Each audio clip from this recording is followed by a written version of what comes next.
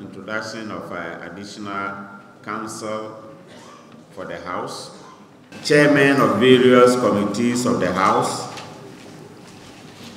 presidents of the various regional houses of chiefs.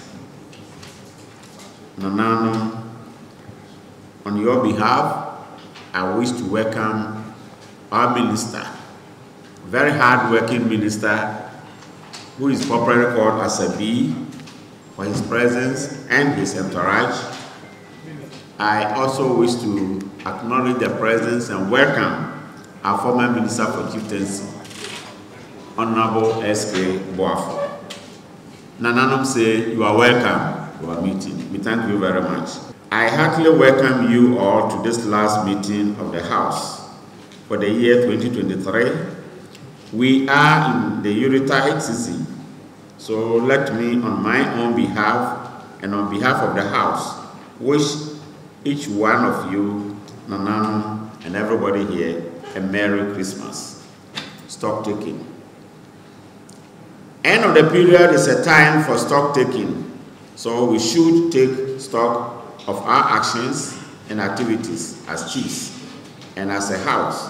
This will help us to know whether we are making the right impact and achieving our purpose.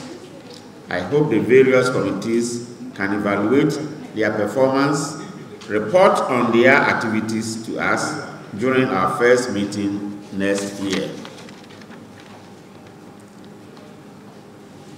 Nanano, 2023 has been a very difficult year, but thankfully we have survived it.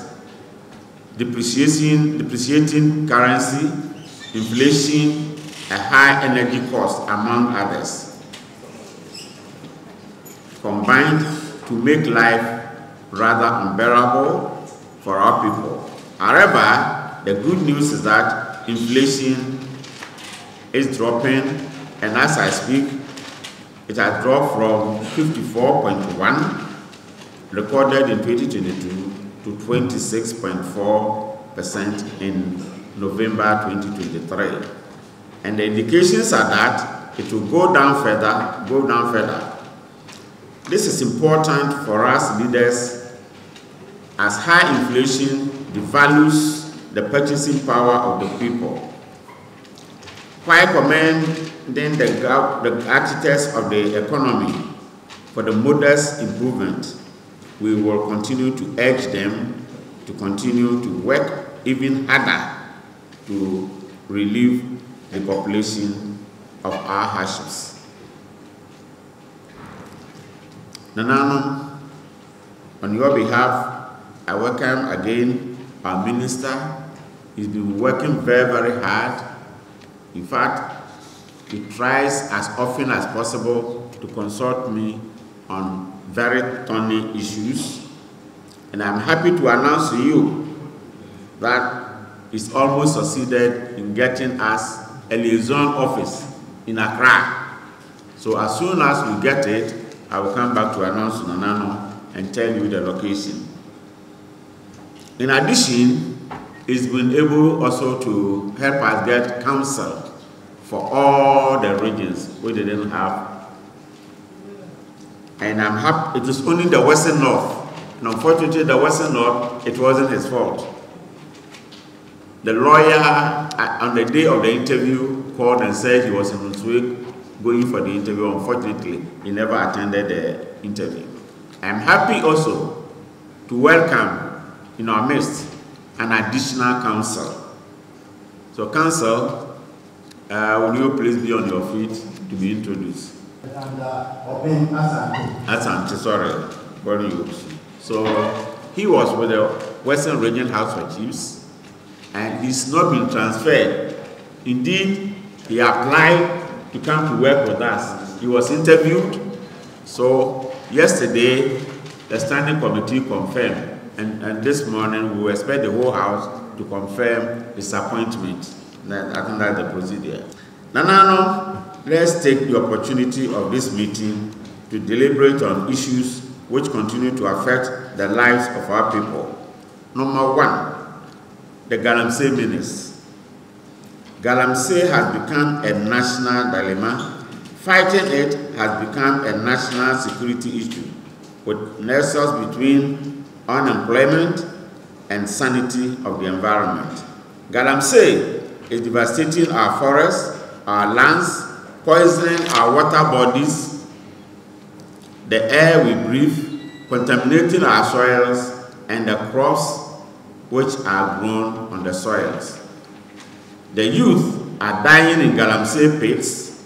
Others have been exposed to dangerous chemicals and are awaiting the culminating effects of the future. It is now common knowledge that in the rural areas, cocoa farmers are harassed and indeed threatened to sell their cocoa farms to Galamseyers. Galamsey will affect the food security of this country if nothing is done about it. There are founded fears that if the rate at which Galamsey is spreading is not checked, Ghana will import water in the very near future. For many of our people who are dependent on the agrarian economy, the land is our source of livelihood and cannot sit unconcerned as Galamsey continues to devastate our lands. There are also fears that the soils poisoned by the Galamseyers can affect not only the production of cocoa, but also the quality of the cocoa that we produce, and indeed other crops. Cocoa is the mainstay of Ghana's economy, and nothing should be done to negatively affect the hen which lays the golden egg. Nanano, there is enough evidence to suggest that government's approach in dealing with Galamsey without the active participation of traditional authorities will not succeed. In fact, if government does not involve Nanano, this fight will not succeed. Government should collaborate with the traditional authorities and draw up a detailed plan and provide adequate resources to halt Galamsey and the menace associated with it. Thereafter, we can plan follow-up actions to address the negative effects of Galamsey on our environment. Mining in the forest reserves, Nanano. Associated with Galamsey is a phenomenon of mining in the forest reserves. The policy on mining in forest reserves was well intended, but the results so far show that beneficiaries of the policy have not been sincere enough. Those issued with prospecting license are undertaking active mining. Additionally, government and its related agencies like the Forestry Commission, the Environmental Protection Agency, the Minerals Commission, the Water Resources Commission, the district, municipal, and metropolitan assemblies cannot implement the policy in the manner to achieve its intended purpose. Under the circumstances, we as chief and as custodians of the land should recommend a total abolition of the policy. Indeed, Nananom are calling on government to change the regulatory regime to involve Nananom to be part of the regulatory regime. Our forest cover is depleting at a very fast rate, and we could jeopardize the future of the youth and unborn generation. The concept of sustainability teaches us that we should balance society's needs with the health of the environment in practical terms. It means meeting our own needs without compromising the ability of future generations to meet their own needs. While we are thinking about ourselves, we are only custodians today, but we are custodians for the future generation. Climate change. Climate change is devastating our world. There is extreme weather, food security, water scarcity, and air pollution, which are affecting our lives negatively. We have noticed changes in rainfall patterns, rainfall intensity, the frequency and intensity of floods, prolonged dry season, and associated heat waves, and declining yields from our investment in agri. All these are the results of climate change. The imperative for global, regional, national, and local leaders to confront the climate crisis is underscored by the undeniable and escalating impact of climate change on our economies and physical and mental health. We need to do all in our power to reverse the trend. It is crucial to urgently reduce carbon emissions drastically in order to mitigate severe impacts. The latest scientific assessment by Intergovernmental Panel on Climate Change reiterates the urgent need for immediate and sustainable action. Global greenhouse emissions are alarmingly high and cause extensive damage. As a country where agriculture contributes about 50% to the GDP, we cannot continue with our old ways and hope to get good results. In order to reduce vulnerability to climate variability and change, there is the need for innovative approaches for managing climate risks associated with agriculture, industry, transportation, and socio-economic life. Clean energy is the preferred option.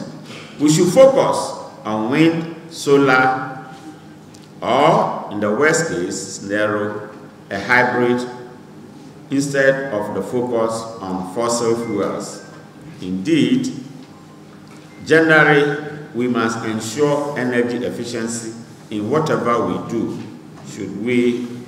And we should be mindful of our actions and how it contributes to improving the climate situation or otherwise.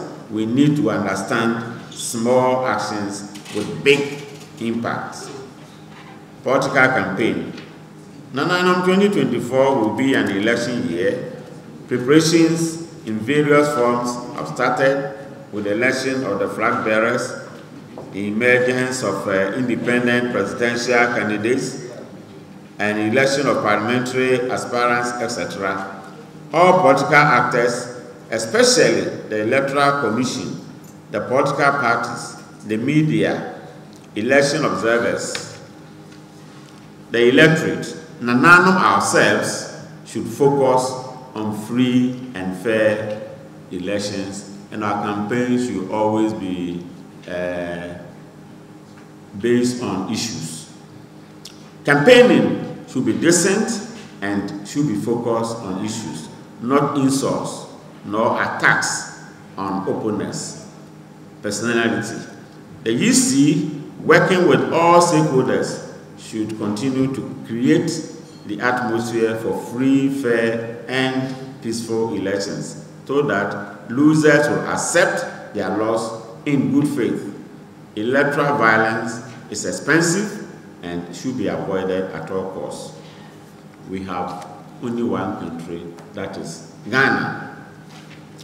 As a house, we should pass a resolution for the attention of government on the issues that I have raised above, and make sure that we get a committee to look at all these issues that I have raised and send a petition or recommendation to government to follow. In conclusion, Ananum, ladies and gentlemen, let me conclude by wishing each one of you a Fishiapa and wish you all a happy and prosperous new year in advance. The Mama Fishiapa, you are stranded. The place is very, very nice. You can go. Distinguished guests, ladies and gentlemen, good morning to all of you in Ananum. I am happy once again to be with you in this meeting, which happens to be the last of the meetings in the year 2023. And thank you for the opportunity. I first of all bring you greetings from the President of the Republic, Nana Addo Dankwa Akufo-Addo, who recognizes the end of the year is here, so I should go and see Nananum in a special way. And that's why I'm here as well. And his Vice President, Alhaji Dr. Muhammadu Bawumia. It has been 8 months since my appointment, and I must admit that it has been a very eventful and challenging period. Chieftaincy and religion are at the center of our core values as a nation. And so to relegate them to a lower standard would be disastrous for our nation building, because they permeate our very lives. Every Ghanaian belongs to a traditional area and can trace his or her lineage to a particular stool or a skin.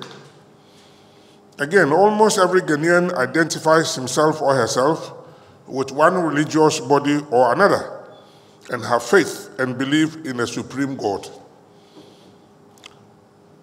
You take the chieftaincy institution closely, there are over 393 traditional areas in the country, overseen by as many as 5,000 paramount chiefs, divisional chiefs, sub-divisional chiefs, odikros, mankralos, clans, heads of clans, ebushapenis, name them.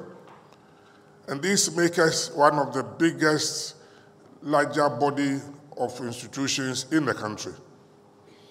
Again, if I take the statistics on the religious front, at the last housing and population census by the Ghana Statistical Service, there are 2.1 million Ghanaians identified as Christians, and that represents about 71%. 6.1 million Ghanaians as Muslims, represent about 19%. 1 million Ghanaians as traditionalists, 1.4 million in other religions, and about 400,000 who says they are not religious, but I believe they believe in something that they also worship quietly. So Nananum, you see, with these statistics, the chieftaincy and religious affairs presents the widest and farthest stakeholders and audience in this country. Thus, we have what it takes to shape the development of this country to a higher standard that we have all been yearning for. We must show our influence, but yet there are serious issues that if we don't tackle it head on, could lead the country into some troubles. As the year draws to a close and we look forward to 2024, I want us to take a stock and plan ahead what we must do and do better. I am happy to mention that working with Nananum in my short time at the ministry, we have managed to resolve about 38 chieftaincy cases. However, I must be quick to admit that the pending number of cases, numbering about 477, leaves much to be desired. Sadly, this number keeps increasing, especially in the last few months of the year.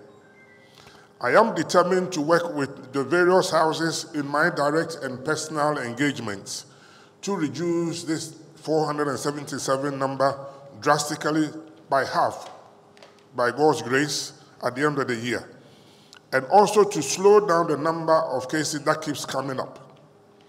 I must openly admit that the seemingly public impasse between my Nananom, especially Nana Domahene and the Asantehene, is not helping our collective efforts in this regard.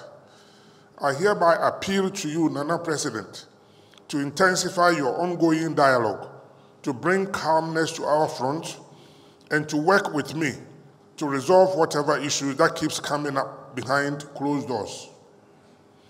That's the way to go to resolve whatever issues pertaining in the chieftaincy institution. We discuss most things behind closed doors. The public gets worried and concerned and very apprehensive when disagreements spill into the public domain. And of course, when we rush to the law courts, it brings uneasiness in our communities. I will continue my regular interactions of calling yourselves, Nananom, visiting you as I do, inviting you to my office, and generally assisting you to perform your duties well with my ministry's support. I will also intensify my efforts to find the needed resources to address the perennial issues such as staffing levels, your sitting allowances, etc. In my short time at the ministry, various fora has been conducted to train traditional authorities, and we have engaged them on diverse national development issues this year.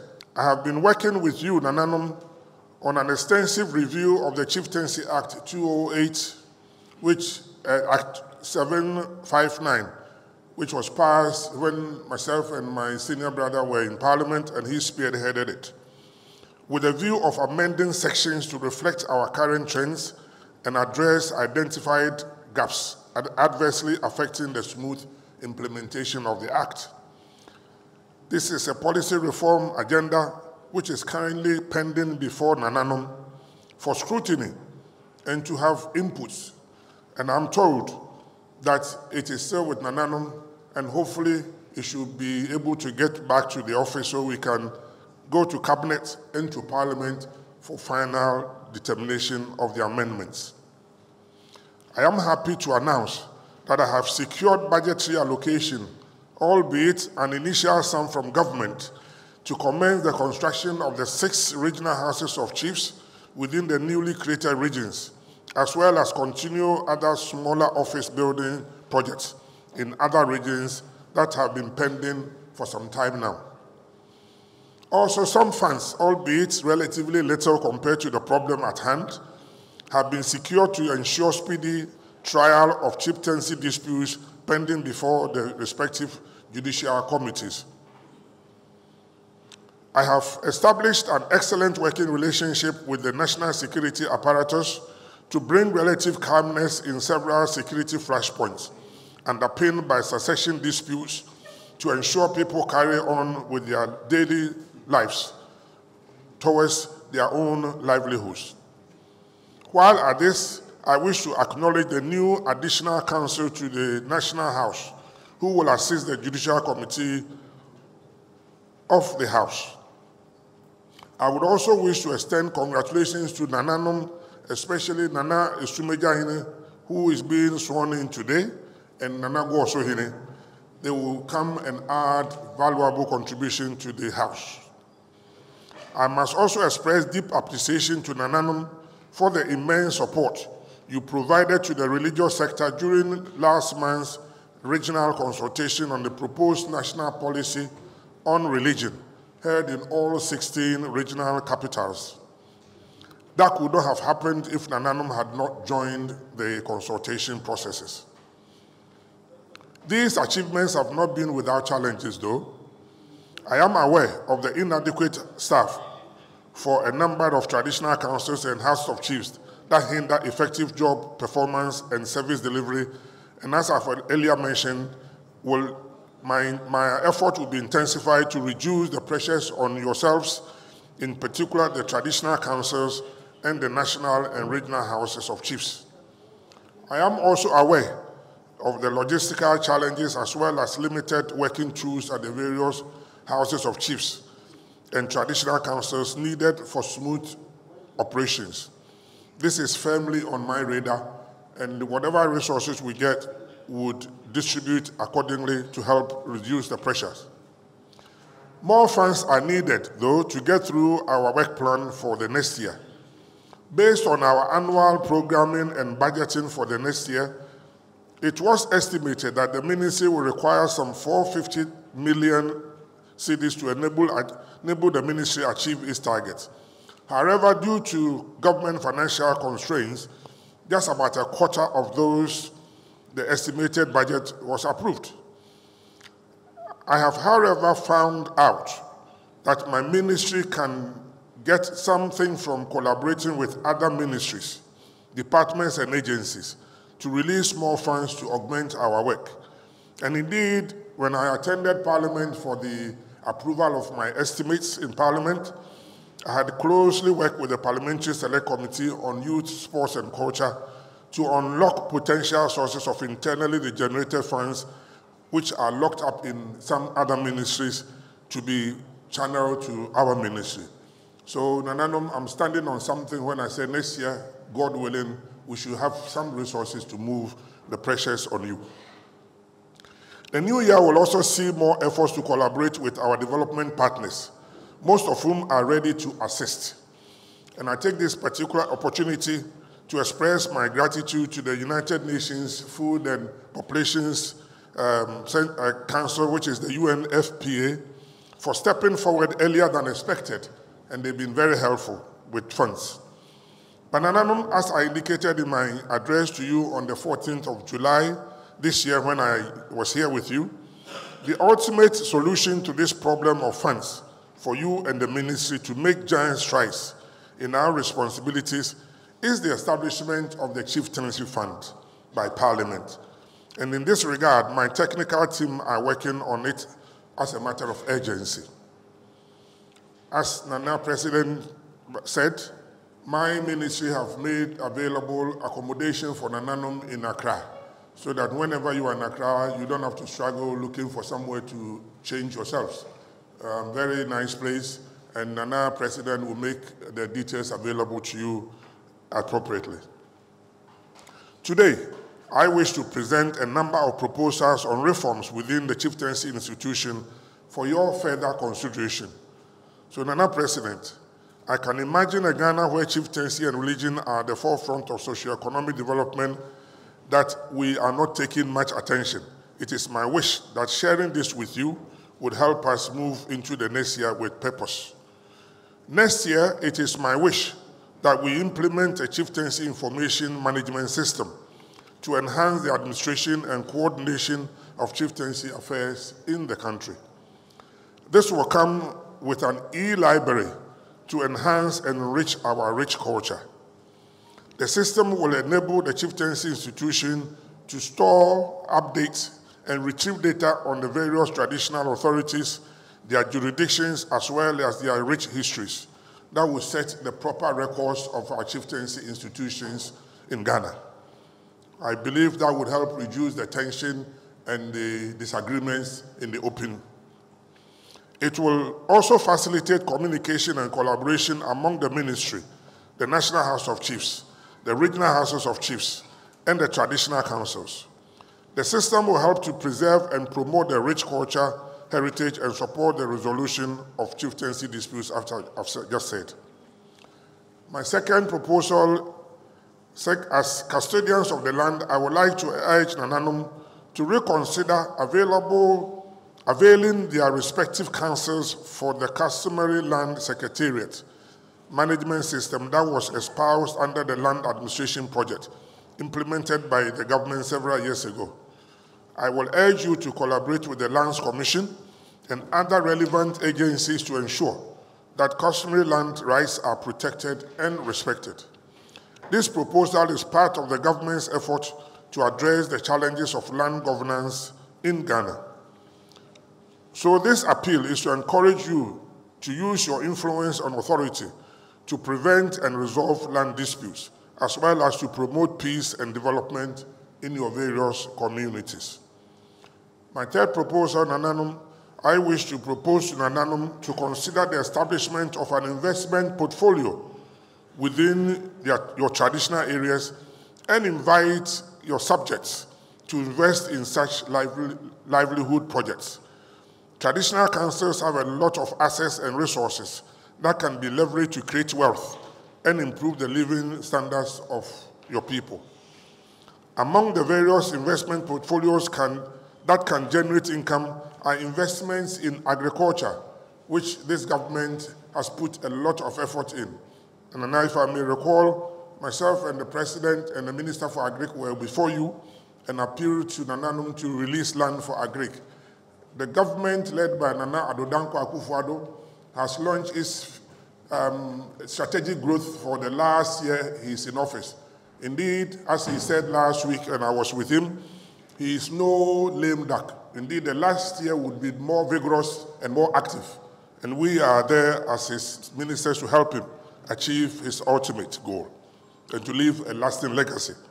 So the agric sector is so key to us that Nananum engage in it. I myself am in it, and I'm taking more steps to do more, and there's money available. If you take steps, we would help you find the money. So people cannot say there's no money in the country. And then also, one portfolio I want you to look at is the natural resource development. Another is the cultural heritage. Another is the tourism. And there are other ventures in your various areas that you can set up these investment portfolios. And my office will help lead the discussion and make sure we also contribute into these ventures. With these investments, the traditional councils will not only improve their financial situation, but also enhance their authority and influence within their communities. This will enable Nananum play a more active role in promoting peace, security, social cohesion, cultural identity, environmental protection, human rights, and gender equality in your communities. My fourth proposal, Nananum, is an invitation for you to avail yourself to development cooperation. The ministry is in contact with a number of development partners, as I've just mentioned, for possible funding of our programs in development funds. These programs outline good sanitation practices, end to early child marriages, and many other soft development outcomes that aim to foster peaceful coexistence within our communities. It is my hope that when you are called on, you will respond positively to the proposal and join in advancing the national interest and the aspiration of our people in your communities. My last but not the least is to propose development funds that should be set up in your various communities, and I commend Nananum who have already taken the initiatives. A lot of you have started, and I've taken note of that. So whatever resources I can also find in my ministry to support it, I'll readily do so because it's one of our proposals for this year. Nana President, on the issue of the economy, I am happy to notice that you have taken note of the improving situation. Indeed, we hear a lot of Kroma Yedin, and it is true to a large extent. But Nana, I keep on saying, and the President has said it several times, that just about 3 years ago, Nana President and Nananum, you would agree with me, we couldn't meet in this room. 3 years ago, we couldn't travel. 3 years ago, we couldn't meet even families. It was a difficult time for all of us. The economies of the world crashed. And it's like we are forgotten so soon. When it happens like that, building the economy again from scratch is not easy. But we have seen improvements. And as you rightly said, inflation, for instance, which was 54.1, is now 26.4 this November. And the trend is that by next year, July, we should be heading towards 12%, by August, single digit of 9%. And these are the trajectory that the economy is following. So things are improving. The city is stable largely, and it's not depreciation as fast as we thought. The Nkunim budget presented by my colleague, Minister for Finance, last November, captures the effort that the government of Nana Addo Akufo-Addo has put in since the dreadful COVID-19 pandemic. So things are looking up, and we must have hope. Election year is with us, Nananom, once again, as Nana President said, and I wish and entreat Nananom to be circumspect in our utterances. Indeed, election year brings emotions, but let's give what is due to Caesar his due. Sometimes it goes beyond boundaries and it becomes political. So Nananom, this is a plea that I'm pleading, that you rise above it and let's get a peaceful election through, and Ghana will be the beneficiary. I would like to express my sincere gratitude and appreciation to Nananom who have supported me and my ministry in 2023. Your leadership, wisdom, and guidance have been invaluable in advancing our shared vision and goals for the development and prosperity of our dear country. I have indeed benefited from a lot of wise advice from Nananom, and there are areas where Nananom called me quietly and advised me on what to do. I very much appreciate it. You have shown exemplary commitment to my work. You have shown cooperation and solidarity in the face of many challenges that I face. And I want to enjoin you to be with me all through the year. I am honored and privileged to be working with you and to learn from you.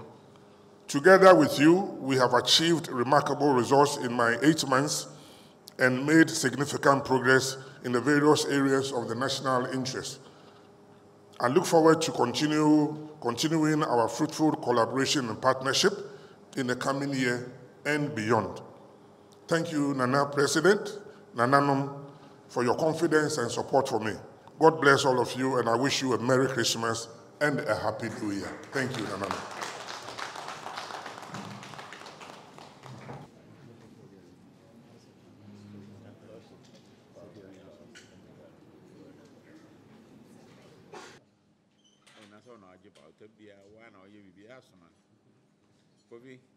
Let me have it.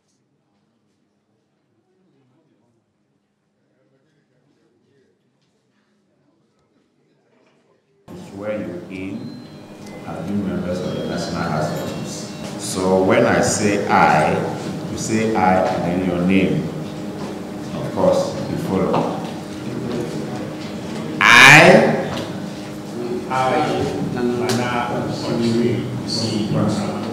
Having been elected, a member of the National House of Chiefs, do hereby, in the name of God, and our great ancestors, swear that I will bear true faith, and allegiance to the Republic of Ghana, as by law established, that I will uphold and defend the provisions of the Chieftaincy Act, 2008 Act 759, and that I will faithfully and conscientiously discharge the duties of a member of the National House of Chiefs. So help me God. Congratulations.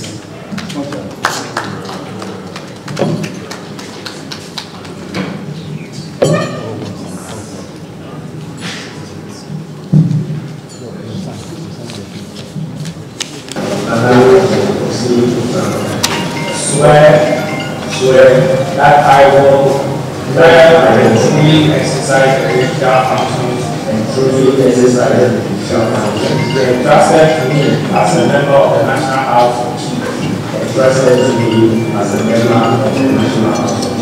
and will do right to all manner of people, in accordance with law, customs, and usages of the Republic of Ghana, without fear or favor, affection or things affection or Goasoman.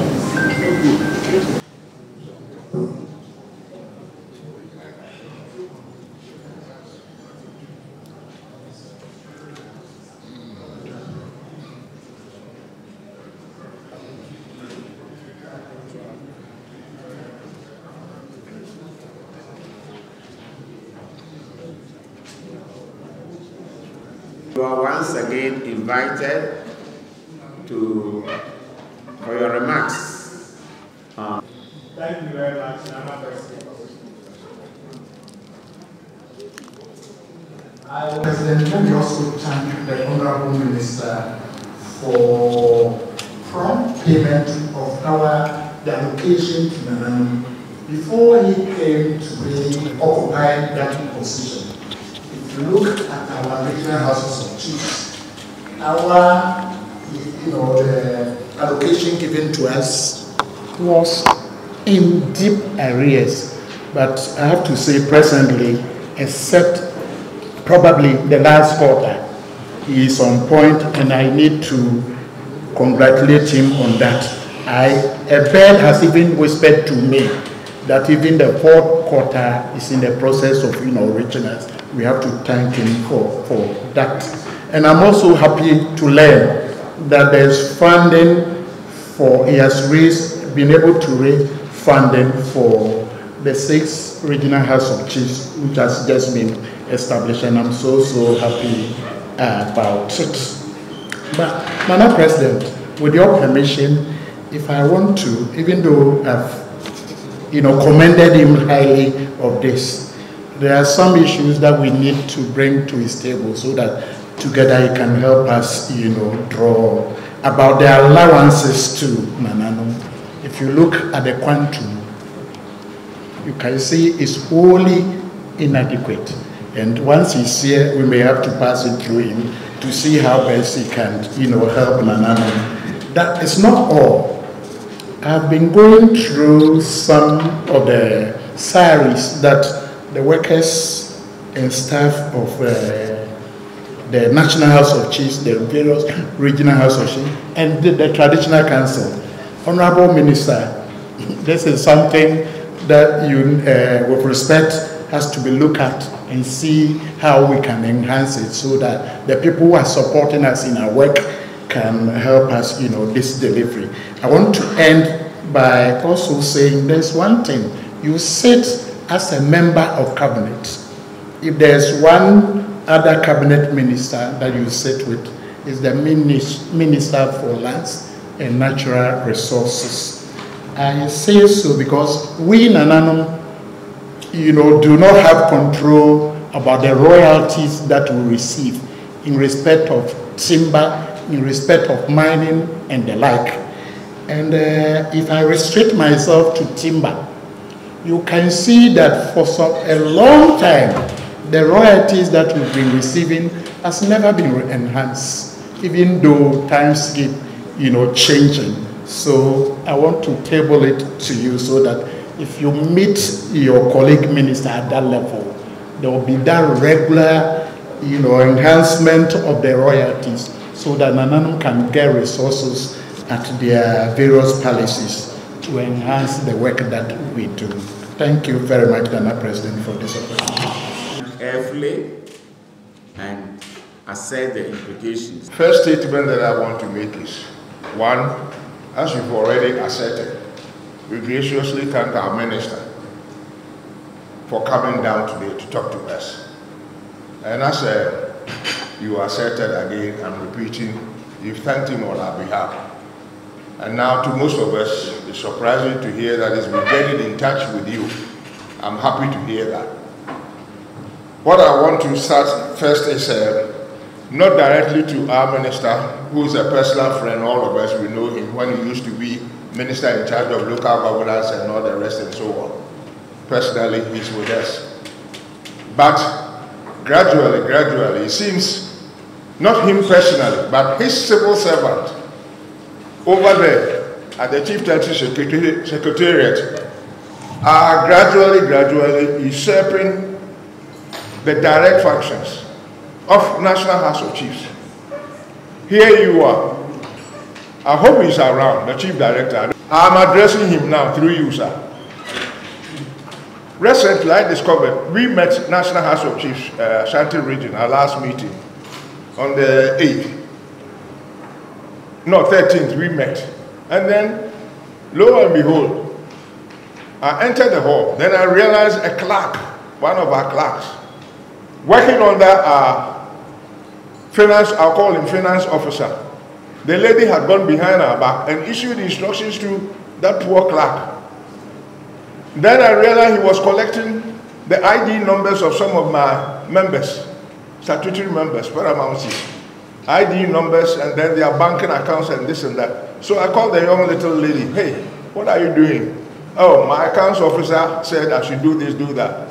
It was a surprise to most of us. Me being the statutory vice president. Registrar has no idea, me too, no idea. So I stopped her. Then I asked her why. He said, the chief director has given us instructions. I understand first on the so-called web of the registrars and whatnot. And then also, purportedly, a letter has been written ostensibly from him. This is a serious, delicate matter. Presidents weren't aware. My gracious Otumfuo wasn't aware. Me, who was always in charge, dealing with administrative chores, I wasn't aware. Giving direct instructions behind our back to the staff who are here. And the staff, whether people like it or not, at the head office, they are immediately our staff. National House accountable to the president. Regional House accountable to us. Normally he goes behind you and us and issue that instruction that from now onwards or from next term going, we won't be paid directly and it's going to pay our quarterly woeful and inadequate and shameful stipend to us from Accra direct into our respective banking accounts. Lo and behold, what law that mandated him to come and, for instance, insist that he wants my personal banking account particulars? What has that got to do with him? Equally, my ID card, he wants to have a copy of it and whatnot. These two issues are delicate matters. He has no mandate to do that.